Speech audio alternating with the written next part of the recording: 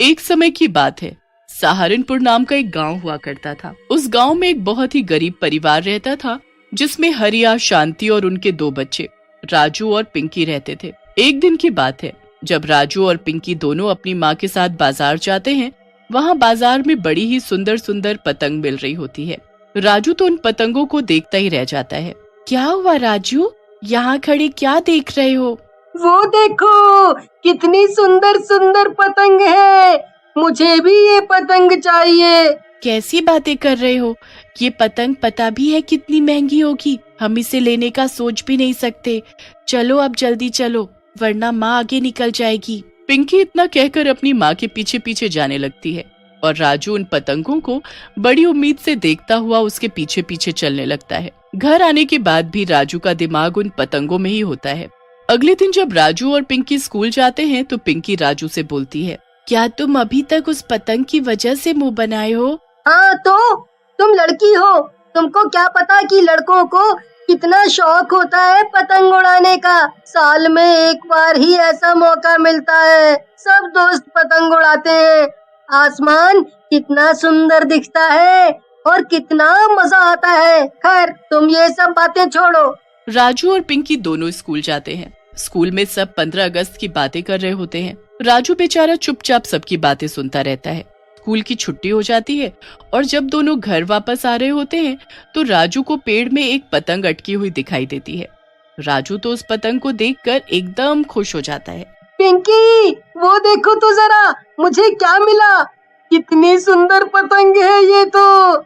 हाँ सच में, ये तो बहुत ही सुंदर पतंग है, पर ये तो बहुत ही ऊपर अटकी हुई है। राजू बिना सोचे समझे पेड़ पर चढ़ जाता है और पतंग को उतार लाता है। वो दोनों उस पतंग को घर ले आते हैं, पर घर में हमेशा की तरह उनके माता पिता में लड़ाई हो रही होती है और इस बार तो इतनी लड़ाई होती है कि हरिया घर छोड़कर चला जाता है। बेचारे बच्चे बहुत रोते हैं, उनकी माँ भी बहुत रोती है। उस दिन घर में खाने को कुछ भी नहीं होता। बेचारी माँ बच्चों के खाने के लिए बड़ी ही परेशान हो रही होती है, पर वो करे भी तो क्या करे। तुम रो मत माँ, हम कुछ न कुछ काम करके खाना ले आएंगे। पर हम तो छोटे हैं ना, हम क्या काम कर सकते हैं? कोई नहीं, हम कुछ न कुछ जरूर सोच लेंगे। पूरा दिन ऐसे ही निकल जाता है। राजू अपने कमरे में उदास बैठा सोच ही रहा होता है कि उसकी नजर उस पतंग पर जाती है। कितना मन था मेरा कि 15 अगस्त को ये पतंग उड़ाऊंगा, पर ये क्या हो गया, घर में खाने तक को नहीं है। एक काम करता हूँ, मैं इस पतंग को बाजार में जाकर बेच देता हूँ, कुछ पैसे तो आएंगे, फिर मैं उससे कुछ खाने को ले आऊंगा। राजू बड़े उदास मन से उस पतंग को उठाता है, पर तभी उसमें से आवाज आती है, मुझे मत बेचो, मुझे मत बेचो। राजू इधर उधर देखने लगता है, पर वो आवाज तो पतंग से आ रही होती है। राजू बड़ा ही हैरान होकर उस पतंग को ध्यान से देखने लगता है। ये क्या, ये आवाज तो इस पतंग से आ रही है। हाँ, मैं इस पतंग से ही बोल रही हूँ। मैं एक भूतिया पतंग हूँ और एक जादुई पतंग भी। क्या, सच में? हाँ सच में। एक काम करो, तुम मुझे ठीक 12 बजे छत पर लेकर जाओ और आसमान में उड़ाओ। आसमान में उड़कर मेरी शक्तियाँ तेज हो जाती हैं, फिर मैं तुम्हारे लिए जादू से कुछ भी कर सकती हूँ। हमारे घर खाने को नहीं है, तो क्या तुम हमारे लिए खाने को ला सकती हो? हाँ बिल्कुल। राजू उस भूतिया पतंग की बात मानकर बिल्कुल वैसा ही करता है और उसे रात को 12 बजे छत पर ले जाकर उड़ाने लगता है। जैसे ही पतंग हवा में उड़ना शुरू करती है, उसमें राजू को एक भूतिया शक्ल दिखती है। मैं आजाद हो गई। कितने सालों बाद मैं खुले आसमान में उड़ रही हूँ और ये सब तुम्हारी वजह से हुआ है। बताओ बताओ तुम्हें क्या चाहिए, मैं तुम्हें सब दूंगी। मेरी माँ, मेरी बहन सुबह से भूखे हैं, हमें खाने को चाहिए। ठीक है, अभी लो। भूतिया पतंग ऊपर से खाने की बारिश करने लगती है। राजू की छत पर घर के खाने का सारा सामान गिरने लगता है। राजू तो ये देखकर खुशी से पागल हो जाता है। ये तो कमाल ही हो गया, ये तो सच में जादू हो गया। तुमने मेरी बहुत मदद की, तुम बहुत अच्छी हो। भूतिया पतंग उड़ते उड़ते नीचे आती है। उसके बाद वो एक आम पतंग में बदल जाती है और उसे वापस उसी जगह पर रख देता है। उसके बाद वो सारा खाने का सामान अपनी माँ को जाकर देता है। अरे राजू, ये सब खाने का सामान तू कहाँ से लेकर आया? माँ, वो पतंग है ना जो मुझे पेड़ पर टंगी मिली थी, वो कोई आम पतंग नहीं बल्कि एक भूतिया पतंग है। राजू अपनी माँ और बहन को भूतिया पतंग की पूरी कहानी सुनाता है। वो लोग तो सुनकर घबरा ही जाते हैं, पर राजू उनको समझाता है कि वो एक अच्छी भूतिया पतंग है। जैसे कहानी में जिन एक चिराग में कैद था और वो अपने मालिक की सारी बातें मानता था, वैसे ही इस पतंग की डोर बंधी हुई है। तब तक वो अपने मालिक की सुनेगी। क्या सच में वो भूतिया पतंग से हम कुछ भी मांग सकते हैं? मतलब खिलौने, कपड़े, सब कुछ? चलो ना, मुझे भी दिखाओ ना। नहीं पिंकी, अभी नहीं। रात को 12 बजे उसे चांद की रोशनी से ताकत मिलती है, और तुम्हें तो पता ही होगा सभी भूत 12 बजे ही जागते हैं। ठीक है, मैं कल का इंतजार करती हूँ। फिर हम कल उस चुड़ैल से ढेर सारी खाने की चीजें मांग लेंगे।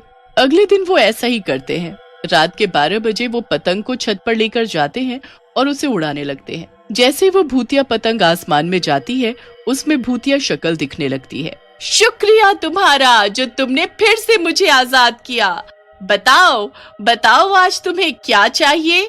आज मुझे नहीं बल्कि मेरी बहन को कुछ चाहिए।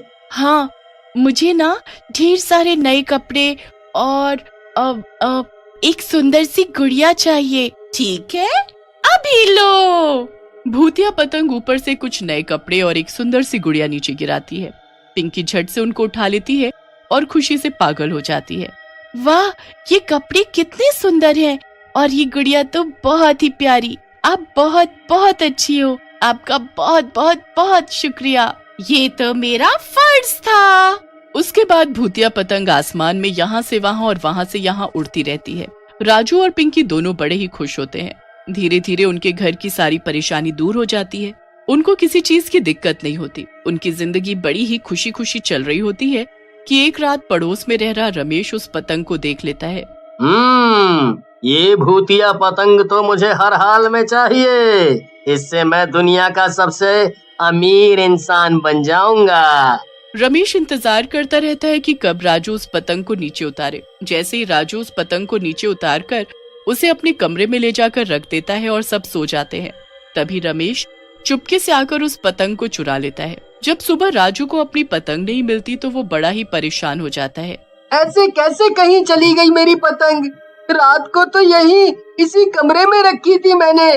कहीं वो भूतिया पतंग खुद से तो नहीं चली गई? राजू, पिंकी और उसकी माँ पूरा घर ढूंढ लेते हैं, पर पतंग का कुछ पता नहीं चलता।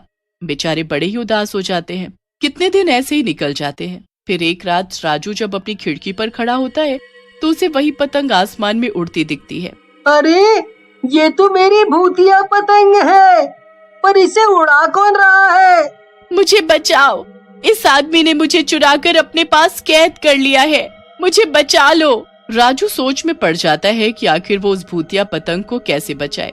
मुझे कुछ तो करना ही पड़ेगा। मुझे ये अंकल पतंग वापस तो देने से रहे, और वो इस पतंग को बड़ा ही छुपा कर रखते होंगे। इस पतंग ने हमारा इतने बुरे वक्त में बड़ा साथ दिया है। अब मेरी बारी है। अगली ही सुबह राजू एक पतंग और पक्का मांझा लेकर आता है।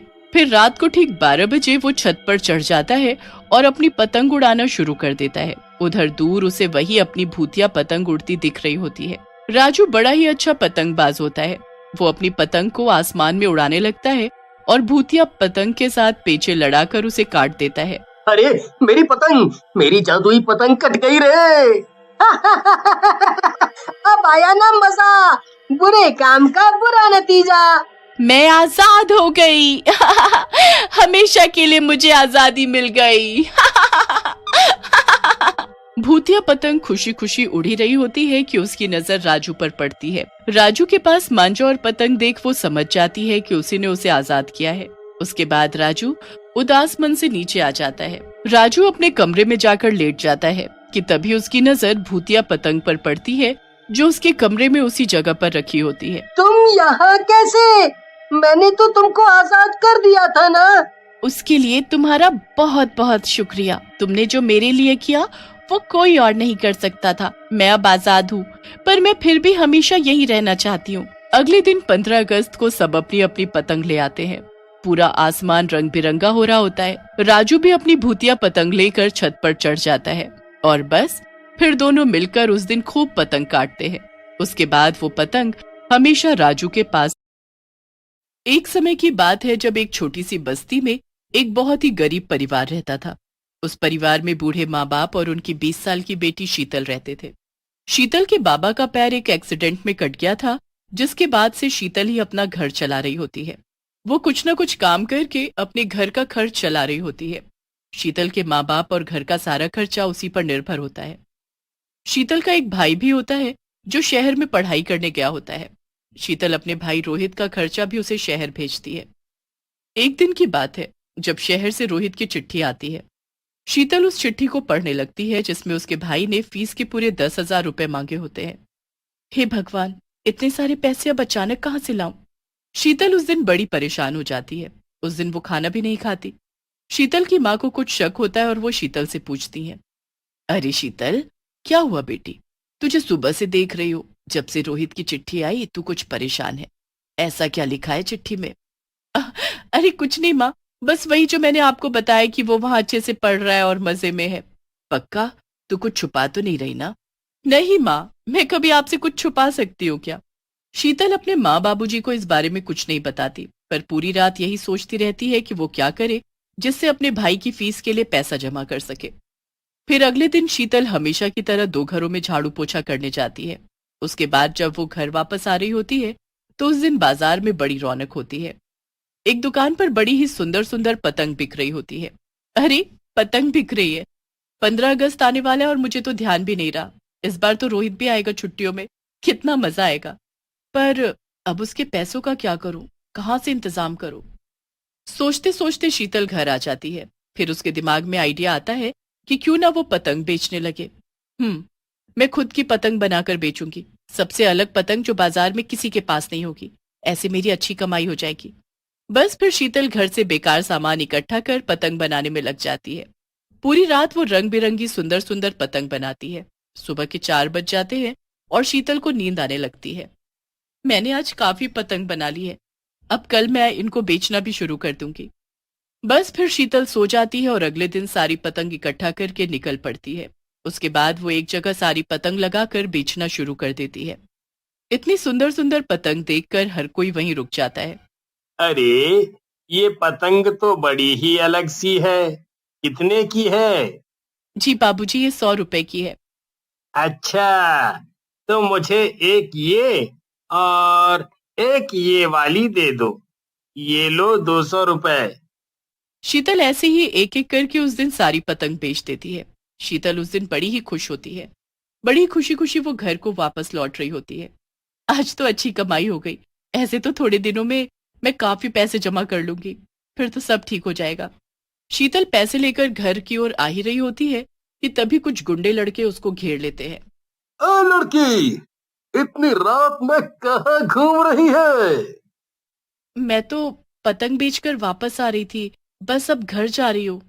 अच्छा, पतंग बेच कर आ रही है, तो बता कितनी कमाई हुई? देखो देखो, मुझे जाने दो, ये पैसे मेरे भाई के लिए हैं। ये पैसे तो अब हमारे हैं, समझी? चल दे दे चुपचाप। इससे हम दारू पियेंगे, खाना खाएंगे, मजे करेंगे। मैं तुमको एक पैसा नहीं दूंगी। अच्छा, तो तू ऐसा नहीं मानेगी? चल पकड़ ले इसे और छीन ले इसके सारे पैसे। वो दोनों लड़के जबरदस्ती शीतल से उसके पैसे छीनने लगते हैं। शीतल बहुत रोती है, चिल्लाती है, पर आसपास कोई भी नहीं होता जो उसकी मदद करने आ सके। वो शीतल से पैसे छीनकर उसको जोर से दूर धक्का मारते हैं, पर तभी एक हादसा हो जाता है।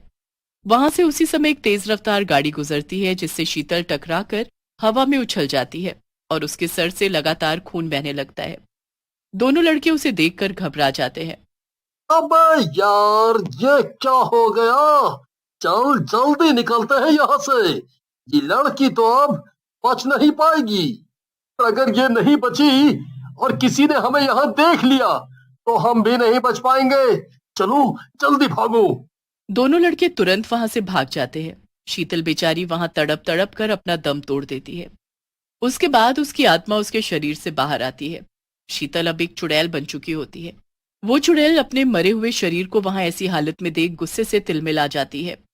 नहीं छोड़ूंगी उन दोनों को, मार डालूंगी, मार डालूंगी।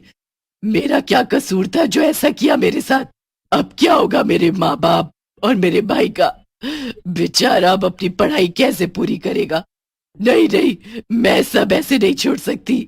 भगवान मुझे शक्ति दो, शक्ति दो जिससे मैं अपने फर्ज निभा सकूं। चुड़ैल इतना कहती है और वापस अपने रूप में आ जाती है। अरे, मैं तो पहले वाले रूप में आ गई। हे भगवान, ये सब आपकी कृपा है, आपका बहुत बहुत। चुड़ैल उसके बाद जल्दी से अपने घर जाती है। घर जाते ही उसकी माँ दरवाजा खोलती है। अरे शीतल बेटी, मैं कितनी चिंता कर रही थी, कहाँ रह गई थी तू? कुछ नहीं माँ, वो बस काम ज्यादा था। अच्छा, मैं अपने कमरे में जा रही हूँ, मुझे पतंगे बनानी है। अरे पर खाना तो खा ले। नहीं नहीं, मैंने बाहर से कुछ खा लिया था, मुझे भूख नहीं है। अच्छा मैं जा रही हूँ, मुझे परेशान मत करना। उसके बाद वो जैसे ही अपने कमरे में जाती है तभी वापस चुड़ैल के रूप में बदल जाती है। चुड़ैल जल्दी से ढेर सारे कागज और पतंग बनाने का सामान निकालती है। उसके बाद वो फटाफट पतंग बनाने में लग जाती है। चुड़ैल के हाथों में अब कुछ जादुई शक्तियां भी आ चुकी होती हैं, जिससे वो फटाफट और पहले से भी सुंदर पतंग बनाने लगती है। अगली सुबह वो फिर से शीतल के रूप में पतंग बेचने निकल पड़ती है। उसी जगह वो अपनी पतंग बेचने बैठ जाती है। उसे देखते ही लोग वहां पतंग खरीदने के लिए आने लगते हैं। उस दिन बाजार में काफी भीड़ होती है और सभी लोग बस शीतल की दुकान पर ही उसके हाथ की बनी सुंदर और मजबूत पतंग लेने आ रहे होते हैं। शीतल शाम तक सारी पतंग बेच देती है और उसके पास ढेर सारे पैसे जमा हो जाते हैं। फिर वो अपने पुराने रूप में घर जाती है और फिर से काफी सारी पतंगे बनाती है। चुड़ैल रोज यही करती है और 4-5 दिन में ही उसकी जरूरत से भी ज्यादा पैसे जमा हो जाते हैं। एक रात वो हमेशा की तरह पतंग बेचकर वापस आ रही होती है कि तभी उसे वही दोनों लड़के दिख जाते हैं। वो लड़के शीतल को देखकर हैरान हो जाते हैं कि आखिर इतने बुरे एक्सीडेंट से वो बच कैसे गई। वो वापस उसके पास जाते हैं और उसे परेशान करने लगते हैं। अरे, हमें तो लगा तू उस दिन मर गई होगी, और देखो तो जरा, तुझे तो एक खरोच भी नहीं आई। चल अच्छा है तू बच गई। अब जल्दी से अपनी कमाई निकाल, वरना वापस हम तुझे उसी रोड पर फेंक देंगे। और हाँ, हर बार तू बच नहीं पाएगी। अच्छा, ऐसी बात है, पर तुम मेरी चिंता मत करो। तुम तो अपने बारे में सोचो कि तुम कैसे बचोगे अब मुझसे। कैसी बातें कर रही हो? हाँ, तुम हमारा क्या ही कर लोगी? तुम बस पैसे निकालो और यहाँ से निकल लो, समझी?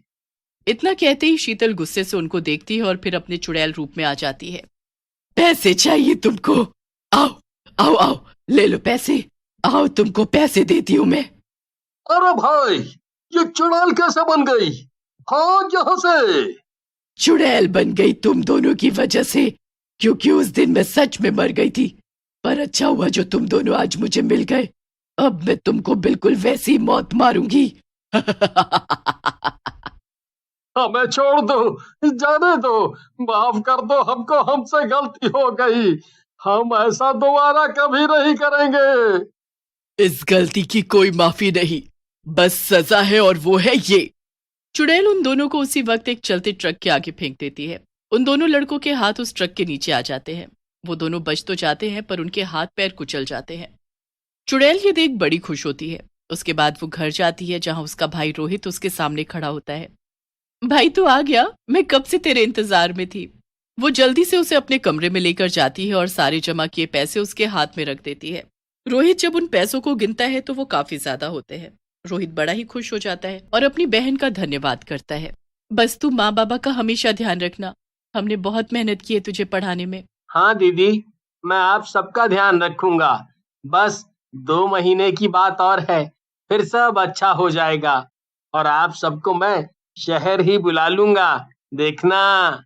रोहित की बातें सुनकर शीतल की आंखों में आंसू आ जाते हैं। उसे तो पता ही होता है कि वो ये सुख नहीं देख पाएगी और उसे अब दुनिया में वापस जाना होगा। रात को शीतल अपने चुड़ैल रूप में वापस आ जाती है। उस रात उसको पतंग नहीं बनानी होती, क्योंकि अगले दिन ही 15 अगस्त होता है। अब पतंग बेचना बंद। उन दोनों आदमियों को भी मैंने सबक सिखा दिया, रोहित को भी पैसे दे दिए। अब वो 2 महीने में माँ बाबूजी को शहर बुला लेगा। मेरे सारे फर्ज पूरे हो गए। अब मुझे जाना होगा। चुड़ैल अपनी शीतल के रूप में घर वालों के सामने जाती है और उनको सब बताती है। मुझे आपको कुछ बताना है। मैं अब इस दुनिया में नहीं रही। एक रात जब मैं वापस आ रही थी तो मेरी मौत हो गई। भगवान ने कुछ दिन दिए थे मुझे ताकि मैं अपने फर्ज निभा सकूं। आज मेरे सारे फर्ज पूरे हो गए, इसलिए मैं जा रही हूँ। नहीं नहीं, ऐसा नहीं हो सकता।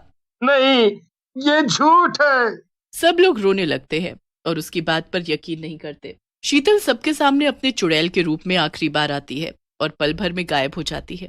सब बहुत रोते हैं और उनके लिए ये यकीन कर पाना बहुत मुश्किल होता है, पर उनको ये स्वीकार करना ही पड़ता है कि शीतल अब इस दुनिया में नहीं रही। रोहित अपने माँ बाबूजी को उसके बाद अपने साथ शहर ले जाता है और हमेशा उनका ध्यान रखता है।